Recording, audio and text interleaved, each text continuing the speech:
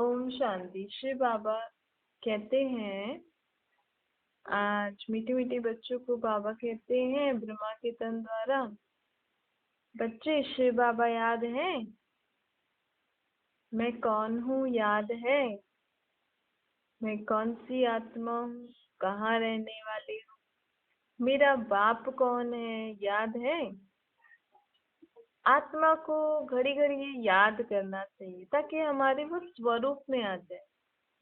देखो, बड़े घर के बच्चे होते हैं तो उनके चलन चेहरे से दिख जाता है ना, ये किसी बड़े घर का बच्चा है। तो अगर हम सदा सदा बार बार अपने को ये स्मृति दिलाते रहेंगे अंदर ही अंदर, मन ही मन में, मैं किसका बच्चा हूँ, मेरा बाप कौन है, मैं कौन हूँ, मैं कौन सी आत्मा हूँ, तो देखो हमारी चलन आप पे ही परिवर्तन होती जाएगी। कम से कम बार बार नहीं तो दिन में 3-4 बार फिक्स कर लो। सुबह सुबह को फिक्स कर लो, रात को सोने से पहले फिक्स कर लो, और दिन में 2 बार आपको जब भी समय मिले वो फिक्स कर लो। क्या फिक्स करना है? स्वयं को स्वयं के बारे में ही बताना है। मैं कौन हूँ, मेरा बाप कौन है, मैं कहाँ की रहने वाली हूँ, और मैं कौन सी आत्मा हूँ। और बाबा की जो जो भी ज्ञान की बातें हैं, कैसे भी करके दिन में 2-3 बार, वैसे तो बाबा कहते हैं हर समय याद रहना चाहिए, लेकिन अगर चलो ठीक है हर समय नहीं तो कम से कम टाइम फिक्स कर लो कि इस समय पे मैं स्वयं को पढ़ाऊंगी, स्वयं को स्वयं ही जागृत करूंगी, स्वयं स्वयं ही टीचर, स्वयं का स्वयं ही टीचर बन के स्वयं को पढ़ाऊंगी कि मैं कौन हूँ। देखो, हम बाबा कहते हैं देखो मेरे बच्चों की क्या हालत हो गई है कि हमें स्वयं स्वयं को पढ़ाना पड़ रहा है कि मैं कौन हूँ, मेरा बाप कौन है। किसी को एक बार बता दो तुम फलाना हो, तुम्हारा बाप ये है, तुम्हारा घर ये है, तुम्हारा टीचर ये है, तुम्हें ये पढ़ना है, तुम इस कोर्स के लिए पढ़ रहे हो, तो उनको याद रह जाता है ना। या हमें घड़ी घड़ी अपने को यही याद दिलाना पड़ रहा है कि मैं कौन हूँ, तो हमारी बुद्धि कैसी हो गई है। इससे हम समझ सकते हैं कि हमारी क्या हालत है, हमारी कितनी सीरियस हालत है ना। बाबा कहते हैं जैसे हॉस्पिटल में पेशेंट होते हैं ना, एकदम सीरियस, ऑक्सीजन पे होते हैं, अभी गए कि गए, ऐसे ही तुम आत्माओं की भी ये हालत हो गई, एकदम सीरियस। एक दो की नहीं, इस पूरी सृष्टि पर जितनी भी आत्माएं रह रही है ना, जितनी भी, पूरी सृष्टि की यही हालत है। सृष्टि की भी यही हालत है ना, तत्वों की भी यही हालत है। सृष्टि में कौन आता है? तत्व आते हैं, जीव जंतु जानवर प्रकृति और मनुष्य आत्माएं। हम आत्माएं का भी ये हालत है तो शरीर का भी ये हालत है। सबकी सबकी कौन सी हालत है? जैसे तो सब अभी ऑक्सीजन सिलेंडर पे जी रहे हैं। देखो, हम अपने जीवन, अभी तो खैर हमें बाबा मिल गए, लेकिन हम अगर औरों को भी देखें तो लोग कैसे जी रहे हैं ना, कैसे टेंशन में उठ रहे हैं, सो रहे हैं, खा रहे हैं, पी रहे हैं, बस चल रहे हैं ऐसे, पता नहीं क्या करने के लिए चल रहे हैं। कोई एम एंड ऑब्जेक्ट नहीं है, कोई समझ नहीं है। ऐसी दुनिया में बाबा आकर हमें, बच्चों को आकर ये सारी शिक्षाएं देते हैं, और इतनी सहज शिक्षा देते हैं। कहते हैं बच्चे, सिर्फ अपने को जानो, अपने बाप को जानोगे ना, आपकी सब दुख दर्द टेंशन समाप्त हो जाएंगे। कितनी सहज बात है ना। बाबा कहते हैं अरे तुम तो आत्मा एक्टर हो, इधर पार्ट बजा रही हो, तो इसमें इतनी टेंशन करके पार्ट बजाने का क्या मतलब। हम तो सोचते हैं, इतनी टेंशन लेते हैं कि बस अब क्या होगा, ऐसे ना हो जाए, ऐसे ना हो जाए। और एक एकांत में जब हम अपने को ये याद दिलाते हैं, मैं आत्मा हूँ परम धाम की रहने वाली, मेरा बाप परमात्मा है, हम इस सभी आत्माएं सृष्टि पर खेल खेल रहे हैं, और अभी ये खेल, दुख का खेल खत्म होके सुख का खेल शुरू होने वाला है। तो जीवन में कितना हल्कापन आ जाता है ना। कि लोग तो सोचते हैं बस जीवन में अगर कुछ हासिल नहीं हुआ, कुछ नहीं हुआ तो जीवन ही नहीं है। पता नहीं कैसी कैसी नेगेटिव नेगेटिव विचार आजकल दुनिया में लोगों के हैं। और बाबा आकर इतना सहज ज्ञान देकर हमारे लिए जीवन को इतना सहज बना देते हैं, जैसे तो एकदम हम तो इधर खेल खेल रहे हैं। खेल खेल में तो खुशी खुशी से खेलते हैं ना, उमंग उत्साह से खेलना चाहिए। अरे हम तो खेल खेल रहे हैं ना, हमारा असली घर तो परम धाम में तो निराकार आत्मा हूँ। तो बाबा कहते हैं अब ये घड़ी घड़ी याद करो। यहाँ जब बैठते हो तो दिमाग में आना चाहिए कि हम किसके बच्चे हैं। बेहद के बाप के बच्चे हैं और नित्य बाप को याद करना चाहिए। याद करने बगैर हम बाबा से वर्षा कैसे ले सकते हैं। काहे का वर्षा लेना है, मुख्य पवित्रता का वर्षा लेना है हम आत्माओं को। तो उसके लिए ऐसा पुरुषार्थ करना चाहिए, कभी भी कोई विकार की बात हमारे आगे आ नहीं सकती, स्वप्न में भी नहीं आ सकती है। इतनी हम आत्माओं में शक्ति होनी चाहिए। सिर्फ विकार की भी बात नहीं, एक की एक भूत भी नहीं आना चाहिए स्वप्न में। न काम, न क्रोध, न लोभ, न मोह, न अहंकार, एक भूत भी हम आत्माओं को टच भी नहीं करना चाहिए। मन बुद्धि में टच भी नहीं करना चाहिए। ऐसा शुद्ध अहंकार हम आत्माओं को होना चाहिए। बाबा कहते हैं बहुत ऊंच से ऊंच भगवान के हम बच्चे भी ऊंच से ऊंच है ना। परमात्मा को कितना शुद्धता से सब कार्य करते हैं। बल है विकारी शरीर वाले, कई कई पंडित विकार में भी जाते होंगे, लेकिन तभी भी जब पूजा आदि करते हैं तो कितना स्वच्छता का ध्यान रखते हैं। खुद बल विकारी हैं जो पंडित लोग होते हैं, कई कई होते हैं, लेकिन तो भी जो बाहर वाले दर्शन करने आते हैं उनको मूर्ति को टच नहीं करने देते।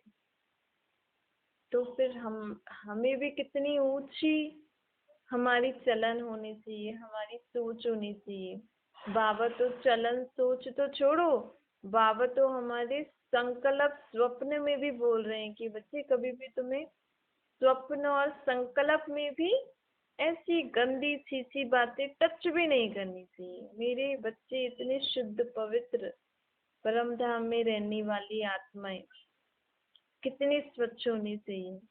बातचीत चलन ऐसी रॉयल होनी चाहिए। बाप चलन से समझते हैं बाबा को। बाबा कहाँ, अगर हम बाबा को याद कर रहे हैं तो बाबा हमारी चलन से ही देख समझ सकते हैं ना मेरे बच्चे अभी कितने लायक बने। बाबा कहते हैं मैं भी अपने बच्चों को पूरा पुरुषार्थ करा देता हूँ।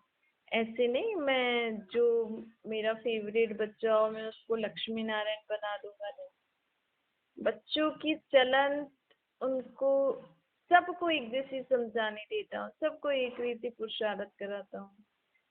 फिर जो उस समझ उस लायक के बनते हैं, समझ भी तो होनी चाहिए ना।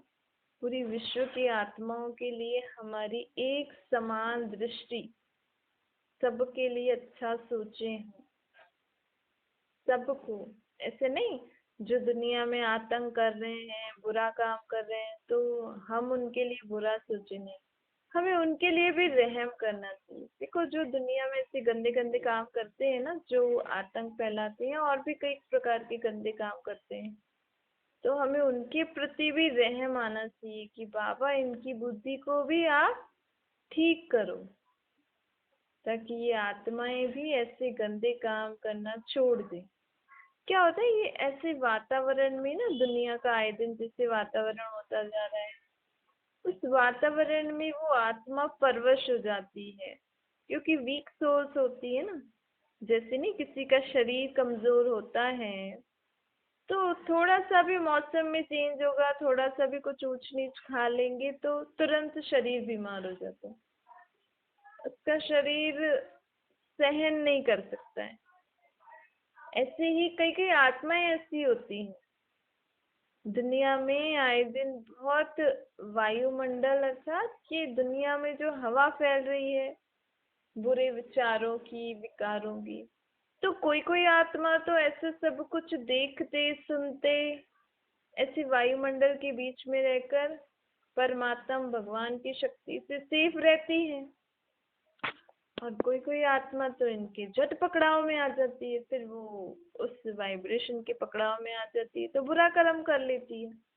कर्म करने के बाद हर आत्मा को पश्चाताप होता है कि हाय मैंने ये क्या किया, क्योंकि उस समय ना वो हवा, बुरे कर्म वाली हवा बहुत तेज होती है।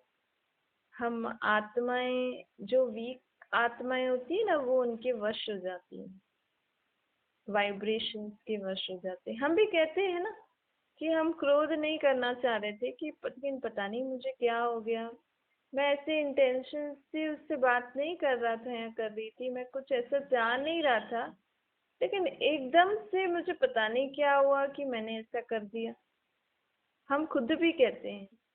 लेकिन जो हम भक्ति मार्ग में लोग जो ये भक्ति पाठ पूजा करते हैं, ये थोड़ा थोड़ा बच्चे रहते हैं, लेकिन कब तक हम ऐसे करें? ये तो रोज का हो गया ना। जिससे नहीं होता है कि फोन को चार्जिंग पे ही लगा के रखे तो ही काम में आएगा। तो जब तक हम भगवान को याद करते रहेंगे तब तक बच्चे रहेंगे, भगवान का नाम छोड़ा और छूट गए, मरे। आखिर तो आत्मा में शक्ति तो भरनी चाहिए ना, ताकि हम उस भरी हुई शक्ति से हम कार्य कभी तो कर सके इमरजेंसी में। तो वो शक्ति भरने के लिए बाबा हमें कह रहे हैं स्वयं को आत्मा समझो और मुझे याद करो। अब तुमने मुझे पहचाना है, मेरे बच्चे बने हो, तो मैं तो तुम्हारी चलन देखता रहता हूँ कि तुम अभी तुम्हारे में क्या क्या परिवर्तन आया है। अगर अभी भी हमारे ऐसे बोलने करने में, कर्म करने में परिवर्तन नहीं आया है, तो बाबा कहेंगे ये तो मेरा बच्चा कहलाने का हकदार नहीं है। तो बाबा कहते हैं लौकिक बाप को भी नालायक बच्चों को देख अंदर में ऐसा होता है ना कि न जन्मता तो अच्छा होता। कई कई बच्चे ऐसे नाक में दम कर देते हैं, ऐसी ऐसी हरकतें करते हैं कि माँ बाप भी कह देते हैं कि पता नहीं कैसे घर में आ गया, अब क्या करें। तो बाबा कहते हैं मेरे भी कई कई बच्चे ऐसे निकलते हैं, पर बाबा कहा तो फिर बाबा को तो फिर संभाल करनी पड़ती है ना। बाबा जानते हैं, बच्चे जानते हैं बाप हमको शिक्षा दे रहे हैं, परंतु कोई कोई ऐसे हैं जो बिल्कुल समझते ही नहीं है। बेहद का बाप हमको समझा रहे हैं, वह निश्चय नहीं, नशा नहीं। जैसे दुनिया में और सत्संग चलते हैं ना, ऐसे ही ज्ञान सुनते हैं, ऐसे ही सत्संग सुनते हैं, लेकिन इतना समझ में नहीं आता किसी किसी बच्चे को, वो नशा और निश्चय नहीं चढ़ता कि ये ज्ञान मुझ आत्मा को मेरा बाप सुना रहे हैं। मेरा बाप, मैं अपने बाप का सुनाया हुआ ज्ञान सुन रही हूँ। ये मेरा बाप मुझसे ऐसी बातें हमसे करते हैं। तो तुम बच्चों का दिमाग कितना ऊंचा होना चाहिए। हमारा अब दिमाग बहुत ऊंचा होना चाहिए। ऊंचा अर्थात सर्व के प्रति हमें रहम भाव, क्षमा भाव, दया भाव करनी चाहिए। किसी के प्रति भी अब ऐसी वैसी सोच हमें नहीं रखनी है। हम कितने ऊंच बाप के बच्चे हैं ना, बाप कितना समझाते हैं, अंदर में सोचो हम कितने ऊंच से ऊंच परम पिता परमात्मा, जिनको पूरा विश्व याद कर रहा है, जिनको हर आत्मा, हर जानवर दुख में याद करती है, मतलब वो सुखों का सागर, हम उनके बच्चे बने, हमने उनको पहचाना है, उनकी छत्र छाया में रहते हैं हम। तो ऐसे ऊंच से ऊंच बाप हमसे क्या कह रहे हैं तो हमें मानना चाहिए ना। हमारे कैरेक्टर्स कितने ऊंचे होने चाहिए। जो इन लक्ष्मी नारायण देवी देवताओं की महिमा है वह अब हमारी होनी चाहिए। अर्थात बाबा हमें देवी देवताओं की दुनिया में ले जाने वाले हैं ना, तो अब हमारे अंदर वो सर्व गुण आने चाहिए, वो 16 कलाएं होनी चाहिए, संपूर्ण निर्विकारीपन होना चाहिए, अहिंसक डबल अहिंसक, मर्यादा पुरुषोत्तम, ये सारी महिमा जो हम गाते हैं ना देवी देवताओं के लिए, ये सब अब हमारी आत्मा में ऐसा दिखना चाहिए लोगों को कि हाँ, इसमें सर्वगुण है, इसमें 16 कलाएं हैं, इसमें संपूर्ण निर्विकारीपन है, संपूर्ण अहिंसक है, मर्यादा पुरुषोत्तम है। तो बाबा कहते हैं एक लक्ष्मी नारायण को ही दिखाया है ना, तो बच्चों को कितनी अच्छी सर्विस करनी चाहिए। अर्थात स्व की उन्नति के लिए मेहनत करेंगे तो हमें देखकर और भी सीखेंगे, तो ये सर्विस हो गई ना। तो दिमाग कितना ऊंचा चाहिए। कई बच्चों में तो कोई फर्क ही नहीं है, माया से हार खा लेते हैं, अर्थात फालतू बातें विकारों से हम आत्माएं घड़ी घड़ी हार खा लेते हैं। फिर कहते हैं बाबा आज मुझे क्रोध आ गया, आज मुझे लोभ हुआ, आज मुझे हबस हुई, ये खाऊं, आज मेरी दृष्टि ठीक नहीं रही, आज मैंने उल्टी सुल्टी बातें सुन ली, आज ये हो गया, आज ये हो गया। तो बाबा कहते हैं अब अपना ध्यान रखो अंदर, नहीं तो अंदर में फिर खाता रहेगा ना। एक बार गलती की, 2 बार, 3 बार, 4 बार, लेकिन एक बार करी, वैसे तो हमें ध्यान तो रखना ही है, पर हो भी गया तो तुरंत बाबा से सॉरी बोल के आगे के लिए हमें अटेंशन देना है। देखो हम बच्चों पर तो कितना रोब दिखाते हैं ना कि तुम्हें एक बार मना किया ना ऐसे नहीं करना है, फिर भी तुम नहीं समझ रहे हो। जब वो बच्चा पे हम इतनी अथॉरिटी दिखा सकते हैं, तो हम स्वयं के संस्कार, मन, बुद्धि, कर्मेंद्रियों पर भी हमें इतना रोब दिखाना चाहिए कि मन तुझे बोला ना ऐसा कुछ नहीं सोचना है, बुद्धि तुझे बोला ना ऐसा कुछ नहीं देखना है, मुख कर्मेंद्रिय तुम्हें बोला ना ऐसे, मुख तुझे बोला ऐसा नहीं बोलना है, आंखें तुझे बोला ऐसी चीजें नहीं देखनी है, तो नहीं देखनी है ना। जब बाबा ने बोला है तो नहीं देखनी है। ऐसे अपने अंदर को भी हमें, अपनी कर्मेंद्रिय मन बुद्धि को भी अभी हमें फटकारना है, हाँ, उनको भी क्लास लेनी है, उनको भी सजा देनी है। अगर मुख ने कुछ उल्टा सुल्टा बोला तो मुख को भी सजा दो, मन को भी सजा दो, अपनी हर कर्मेंद्रिय मन बुद्धि को सजा दो। तो बाबा कहते हैं ऐसे करते करते अपने आप को सुधारो। उच्चते उच्च बाप के हम बच्चे बने हैं, तो अब हमें अपनी चलन को बहुत जल्दी जल्दी सुधारना है, बाबा जैसा परिचय अब बनना है ना। तो बाप कहते हैं अब बच्चा वह जो बाप के दिल पर चढ़ा हुआ हो ना, बाप का बच्चों पर कितना लव रहता है। बच्चों को सिर पर चढ़ाते हैं ना, इतना मोह होता है, परंतु वह हद, दुनिया में तो हद का मायावी मोह है। लेकिन परमात्मा कहते हैं मेरा तुम बच्चों के ऊपर शुद्ध मोह है। ऐसा कोई बाप होगा जो बच्चों को देख खुश ना हो? माँ बाप को तो अथाह खुशी होती है। यहाँ जब बैठते हो तो समझना चाहिए कि हम आत्माओं का बाप अब हमें टीचर बन के पढ़ा रहे हैं। बाबा कहते हैं हमें सदैव ये अपने को याद दिलाना है, ये अनुभव करना है। वो निराकार बाबा हमारा आकर ओबीडियंट सर्वेंट बनाए, टीचर बनाए। बेहद का बाप भी टीचर बन के हम आत्माओं को शिक्षाएं देते। कौन सी शिक्षाएं देते हैं? कि दैवी गुणों को धारणा करो, मन बुद्धि कर्मेंद्रियों को अपने वश में करो। अब मन बुद्धि कर्मेंद्रियां आत्मा के वश में होनी चाहिए। और आत्मा किसके वश होनी चाहिए? अर्थात हम आत्माएं किसके कंट्रोल में होनी चाहिए? बाबा के कंट्रोल में होनी चाहिए ना। जिससे हम चाहते हैं हमारे बच्चे हमारे कंट्रोल में रहे, अर्थात हमारी समझ के हिसाब से चले। वैसे परमात्मा भी अब कहते हैं मेरे बच्चे मेरे कंट्रोल में रहे, अर्थात मेरी मत पे चले। क्योंकि अभी भी अगर हम परमात्मा का बन के अगर हम औरों की मत पे चलेंगे तो दुख होगा, परेशानियां होंगी। तो दुख परेशानी में फिर हम बाबा को याद करें, फिर बाबा क्या करे बताओ। घर में भी होता है ना, अगर बच्चे माँ बाप का कहना नहीं मानते हैं, दुखी होते हैं, फिर माँ बाप के पास आते, तो माँ बाप क्या कर सकते हैं। ऐसे ही बाबा भी कहते हैं, द्वापर युग से तुम औरों की मत पे चले हो ना, अब मेरी मत पे चलो तो तुम कभी भी दुखी परेशान नहीं होगे। मैं आया हूँ तुम्हें फिर से समझ देने, ज्ञान देने, तुम्हें पढ़ाई पढ़ाने आया हूँ। अब कितनी वंडरफुल बातें हमें बाबा हमें बता रहे हैं, कितनी उन बाबा की महिमा है ना।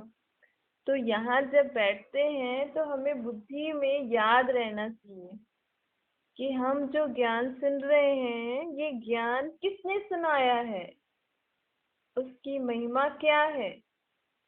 वह ऊंच से ऊंच निराकार परमात्मा टीचर बन के मुझे पढ़ा रहे हैं, जिसको सारी दुनिया याद कर रही है, ढूंढ रही है, वो मुझे बैठ के पढ़ाई पढ़ा रहे हैं।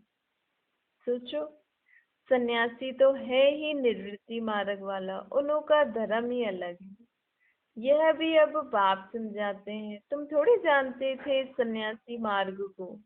अब बाबा ने हमें बताया। लोग तो सन्यासियों को देख के सोचते हैं भगवान इनसे खुश रहता है, ये लोग भगवान को याद करते हैं। सन्यासी तो स्वयं को आजकल शिव, शिवोहम, शंकर ऐसे कह के पुजवाते हैं, परंतु परमात्मा बाप कहते हैं, मैं किसी को भी नहीं बोलता कि ऐसे सन्यास करो।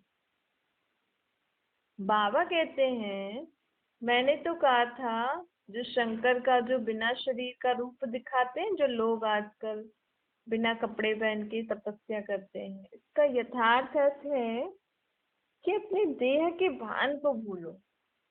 शंकर भी ऐसा कोई देवता है नहीं जिसकी कॉपी करते हैं सन्यासी लोग। कई तपस्वी लोग कपड़े नहीं पहन के तपस्या करते हैं, भगवान को याद करते हैं, बर्फ में जाके ऐसे तपस्या करते हैं, पता नहीं कैसे मेहनत मेहनत से करते हैं। लेकिन बाबा कहते हैं, मैंने तो कहा था तुम्हें, देह देह के संबंधियों को भूल, अपने को निराकार आत्मा समझ मुझे याद कर। मैंने थोड़ी बोला था तुम्हें कपड़े उतार के मुझे याद करो। कपड़ा उतारना मतलब ये देह का भान को भूलना। अपने को आत्मा निश्चय करके मुझे निराकार रूप में याद करो। मैं थोड़ी बोल रहा हूँ तुम अपने घर गृहस्थी, अपना धंधा दौरी। कई लोग तो आजकल जैसे किसी किसी धर्म में तो बाल वाल कटवा देते हैं, पता नहीं क्या क्या करते हैं। पर बाबा तो हमें कहते हैं, बच्चे देह देह के संबंध, पदार्थ, वस्तु, वैभव, सब से आप संबंध निभाओ, सब यूज करो, लेकिन क्या नहीं रखो, ममत्व नहीं रखो। क्योंकि हम एक्टर्स हैं ना, मैं आत्मा एक्टर हूँ। ममत्व रखने से मुझे दुख होगा ना। विनाशी चीज से हम ममत्व रख रहे हैं। कांच के ग्लास से आपका इतना मोह है, पर पता है एक बार ये खिसक गया तो टूट जाएगा ना। तो वो जब तक है हम उसको अच्छे से यूज करें ना, उसमें मोह रख के क्या करना है। ऐसे ये देह देह की वस्तु, वैभव, संबंधी आदि जो भी हम अपने जीवन में जिनसे भी हम संबंध निभा रहे हैं, जो भी हम चीजें यूज कर रहे हैं, ये विनाशी चीजें हैं। क्योंकि देह भी विनाशी है, आज है कल नहीं है। संबंध भी विनाशी है ना। आजकल कई लोग का दो आत्माओं का पाठ पूरा हो गया तो कोई कहीं चला जाता है, कोई कहीं चला जाता है, या लड़ाई झगड़ा हो जाता है, कुछ भी हो जाता है, अलग हो जाते हैं। तो वो भी विनाशी है ना। वस्तु भी विनाशी है, संबंधी भी विनाशी। इससे अच्छा तो हमें अपना जीवन ऐसे जीना चाहिए कि मुझे मेरे पास जो आज है, चाहे ये मेरा शरीर है, चाहे मेरी संबंधी है, चाहे मेरी वस्तु है, वैभव जो भी है, इससे ये सेकंड में सदा सुख शांति वाला संबंध निभाऊं, चीजों को बहुत अच्छे से मैं यूज करूं, लेकिन किसी में भी ममत्व रख के नहीं। परमात्मा को याद करके हर चीज का यूज करो, भले खाओ पियो घूमो संबंध निभाओ, लेकिन क्या नहीं रखना है, ममत्व नहीं रखना है। यही हमारी तपस्या है। तपस्या मतलब ये नहीं कि आप बिना कपड़े पहन के ठंडी में या ऐसे वैसे पोज में आप तपस्या कर रहे हो। तपस्या कर रहे हो आप, तपस्या मतलब आप अपने जीवन में सर्व कार्य करते एक बाबा के साथ रहो, एक निराकार परमात्मा मुझ आत्मा के साथ है, उनकी याद में रहकर मैं हर कर्म कर रही हूँ, मैं हर एक से बात कर रही हूँ, मैं हर एक से संबंध निभा रही हूँ। ये है सच्ची सच्ची तपस्या। क्योंकि इससे क्या होगा ना, हमारा मन बुद्धि कहाँ लगा रहेगा, परमात्मा में ना। और तपस्या में क्या करते हैं, यही तो करते हैं ना लोग, भगवान को ही याद करते हैं, चाहे वो किसी भी रूप में याद करे। लेकिन तपस्या मतलब मन बुद्धि जोड़ते हैं वो भगवान से। लेकिन जुड़ता है, नहीं जुड़ता है, बहुत मुश्किल से जुड़ता है। क्योंकि मन बुद्धि में वो बातें तो है ही सही ना, संबंधों की याद तो है, चीजें तो देख रखी हैं। तो भूलने भूलने में इतनी मेहनत करो, उसके बाद भी आप परमात्मा से जुड़ नहीं पा रहे हो, वो प्राप्ति आपको नहीं हो रही। इससे अच्छा तो आप कर्म योगी बनो, कर्म करते एक परमात्मा के साथ रहो। यही सच्ची सच्ची तपस्या है। इससे आत्मा को प्राप्ति भी बहुत मिलती है और सीखने को भी मिलता है। तो बाप कहते हैं बच्चे, सन्यासी मार्ग तो निवृत्ति मार्ग है ना। मैंने तो सत्य की स्थापना करी थी, वहां तो गृहस्थ आश्रम था, घर गृहस्थी थी। देवी देवताओं को भगवान भगवती क्यों बोलते हैं, क्योंकि भगवान ने उनको ये राज्य भाग्य दिया, भगवान ने उनको ऐसी ऊंची दुनिया बना के दी, पवित्र प्रवृत्ति मार्ग की दुनिया स्थापन करके दी। लक्ष्मी नारायण राम सीता भगवान भगवती नहीं है, लेकिन भगवान ने उनको राज्य भाग्य दिया ना, इसीलिए लोग उनको भगवान भगवती कहते हैं। तो बाबा कहते हैं मैंने ऐसा धर्म स्थापन किया, मैंने मनुष्य आत्मा को देवता बनाया है, न कि सन्यासी बनाया है। कहते हैं ना, सिख लोग भी कहते हैं मनुष्य से देवता की कर, परमात्मा ने मनुष्य से देवता बनाया था, मनुष्य से सन्यासी नहीं बनाया है। तो अब हमें भी घर गृहस्थ में रहते हुए, सब कुछ करते हुए परमात्मा के साथ करना है। तो बाबा हमारे घर गृहस्थी को भी क्या बना देंगे, पवित्र आश्रम, सुख शांति वाली दुनिया, पवित्रता वाली दुनिया। हमारा घर गृहस्थ सुख शांति पवित्रता संपन्न बन जाएगा। अच्छा, और मीठे मीठे से खिलाते बच्चों प्रति माता पिता बाप दादा का याद प्यार और गुड मॉर्निंग रूहानी बाप की। हम सभी रूहानी बच्चों को नमस्ते। हमारे भी रूहानी माता पिता बाप दादा को याद प्यार गुड मॉर्निंग और नमस्ते। वरदान है, अविनाशी प्राप्तियों की स्मृति से अपने श्रेष्ठ भाग्य की खुशी में रहने वाले इच्छा मात्र अविद्या बन। जिसका बाप ही भाग्य विधाता, उसका भाग्य क्या होगा, सदा यही खुशी रहे कि भाग्य तो हमारा जन्म सिद्ध अधिकार है।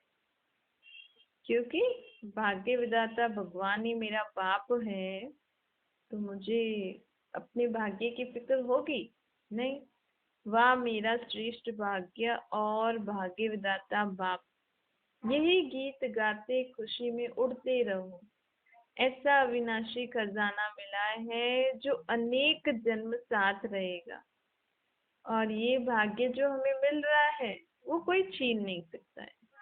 देखो, आत्मा में जो भाग्य लिख गया ना, अभी जो बाबा हमारी आत्मा में भाग्य लिख रहे हैं, जितना जितना हम बाबा को याद करके ज्ञान गुण शक्तियों का खजाना अपने अंदर भर रहे हैं, ये हमारा खजाना हमसे कोई छीन नहीं सकता है।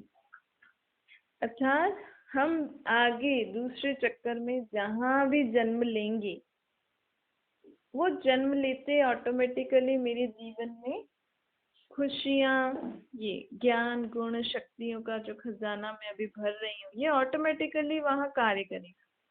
जैसे यहाँ भी हमने देखा है, कई कई आत्माएं किसी घर में जन्म लेती हैं, उसके बाद धन की वृद्धि होती है, चीजों का सुख मिलना शुरू होता है, संबंध अच्छे बन जाते हैं। क्यों? क्योंकि उस आत्मा में इतना भाग, उस आत्मा ने परमात्मा को याद करके स्वयं में ये सब भाग्य भरा है कि वो आत्मा जहां भी जन्म लेगी वहां खुशियां ही खुशियां होंगी। कोई दुखी परेशान वाला परिवार में जाके वो जन्म ले रही है तो उसके जन्म होने के बाद खुशियां खुशियां ऑटोमेटिकली आती हैं। तो बाबा कहते हैं ये जो हम अभी परमात्मा को याद कर रहे हैं ना, बाबा जो हमें घड़ी घड़ी कह रहे हैं कर्म करते मुझे याद करो, इससे हम आत्माओं का भाग्य बन रहा है। और ये जो भाग्य जो लिख रहा है अभी, हम परमात्मा को याद करके लिख रहे हैं, ये भाग्य हमसे कोई छीन नहीं सकता है।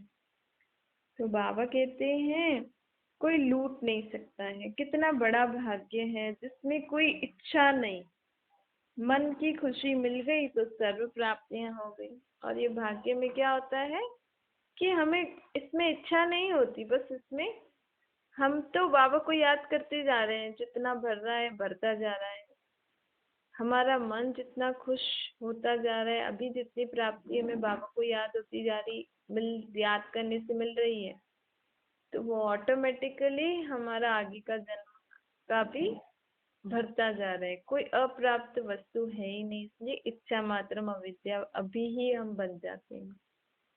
स्लोगन है विक्रम करने का टाइम बीत गया, अभी व्यर्थ संकल्प बोल भी बहुत धोखा देते हैं। विक्रम अर्थात विकारों के वश होकर कर्म करना तो हमने बंद कर दिया, हमारा कर्म इंद्रियों से तो बंद हो गया, लेकिन अब हमारी सोच और स्वप्न भी, हमारे संकल्प बोल स्वप्न में भी हमें इन सब से मुक्त होना है, ताकि हम अपने स्वप्न संकल्प बोल में भी धोखा नहीं खाएं।